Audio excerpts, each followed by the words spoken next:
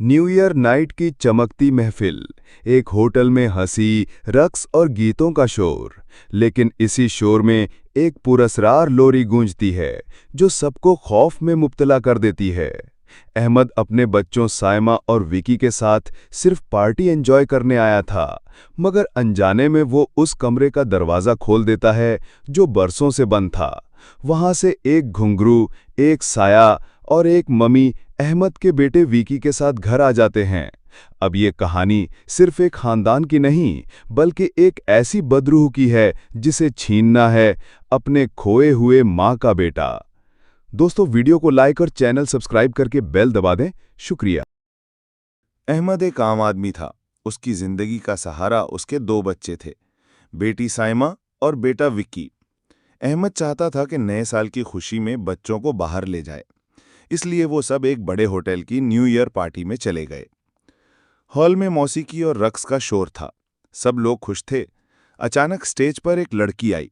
सबने समझा वो डांस या नया गाना सुनाएगी, लेकिन जैसे ही उसने गाना शुरू किया तो वो बच्चों वाली लोरी गाने लगी। लोग हैरान रह गए।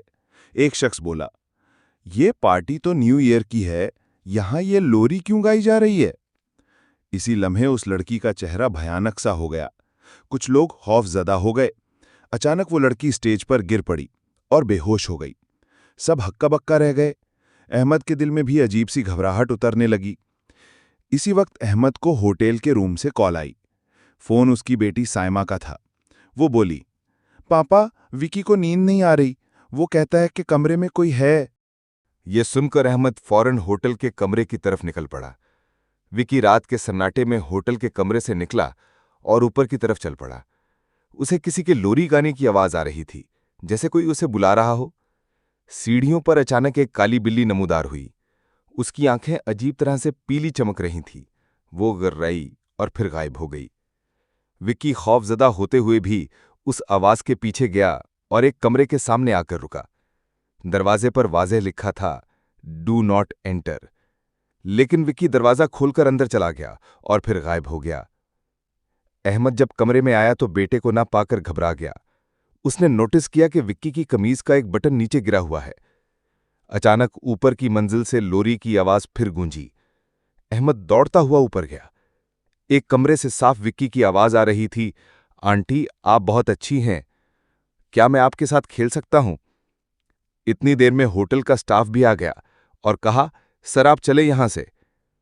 अहमद ने कहा कि मेरा बेटा अंदर है, मैं अंदर जा रहा हूं। ये सुनते ही होटल का स्टाफ वहां से भाग गया।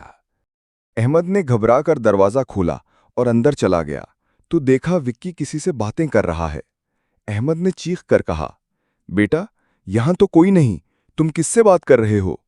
विक्की मासूमियत से बोला, पापा, कोई नहीं, लेकिन उसकी नज़रें मुसलसल एक खाली कुर्सी पर जमी हुई थीं। अहमद ने भी देखा, कुर्सी बिल्कुल खाली थी, मगर विक्की का अंदाज साफ बता रहा था कि वो वहां किसी को देख रहा है। अहमद ने बेटे का हाथ पकड़ा और बाहर निकलने लगा। विक्की ने जाते जाते पीछे मुड़कर मुस्कुरा कर कहा, बाय। अहमद के जिस्म में सर्द लहर दौड़ गई।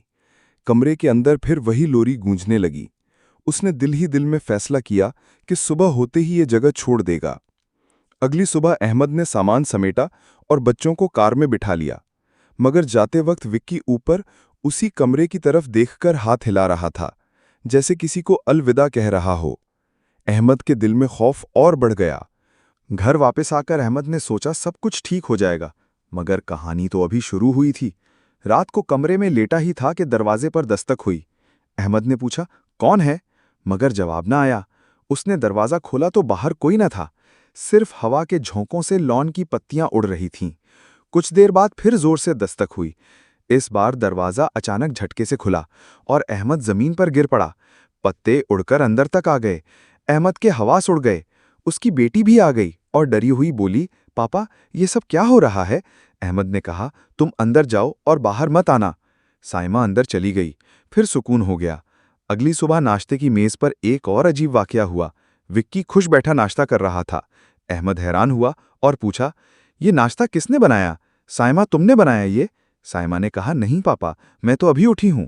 अहमद ने विक्की से पूछा, बेटा, नाश्ता जिसने बनाया है विक्की बोला, पापा जब मैं आया तो नाश्ता पहले से तैयार था।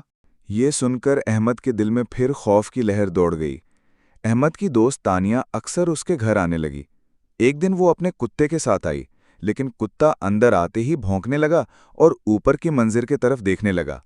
तानिया ने घबराकर पूछा, ये क्यों शोर कर रहा है? अहमद ने कहा, शायद पहली बार हमारे घर आया है इसलिए भौंक रहा है। तानिया चली गई, लेकिन वो ऊपर कमरे की तरफ देख रही थी, लेकिन वहां कुछ नहीं था। तानिया चली गई। थोड़ी देर बाद विक्की स्कूल से आ गया। उसने कुत्ते को देखा और कहा कि आ जाओ अंदर, वो तुम्हें कुछ नहीं कहेगी। कुत्ता अंदर चला गया। कुछ दिन बाद अहमद ने बच्चों को होटल में ले जाकर कहा, ये तानिया तुम्हारी नई मामा होंगी। साइमा तो खुश हो गई, मगर विक्की जोर से चिल्लाने लगा, मुझे नई मम्मी नहीं चाहिए, घर में पहले से मम्मी हैं। अहमद के कदम लरस गए। साइमा बेहोश हो गई। होटल के लोग अजीब नजरों से सबको देखने लगे। घर वापस आकर साइमा ने अपने बाप को एक घुंघरू दिखाया। पापा, ये विक्की उस होटल के कमरे से लाया था। अगले दिन एक अजनबी आमिल दरवाजे पर आया। उसने अहमद से कहा, क्या तुम न्यू ईयर की रात होटल गए थे? अहमद ने हाँ कहा तो आमिल परेशान हो गया। आमिल ने कहा, और कौन गया था अंदर? अहमद ने कहा, मेरा बेटा गया था, उसको लेने मैं भी अंदर चला गया। आमिल ने कहा, ये क्या गजब कर दिया। वो कमरा मैंने बड़ी मुश्किल से बंद किया था। वहां होटल के मालिक ने अपनी दूसरी बीवी और बेटा मारे थे। उनकी रूहें आज भी भटक रही हैं। तुम्हारा बेटा अंदर गया, ये बहुत बड़ी मुसीबत है। आमिल ने कहा, वहां से कुछ लाए तो नहीं हो घर? अहमद ने जेब से घुंघरू निकाले और कहा कि वकी वहां से ये लाया था। आमिल ने कहा, सब मारे जाओगे। उसकी रूह वकी के साथ तुम्हारे घर आ गई है। अहमद के कदम जमीन में धंस गए।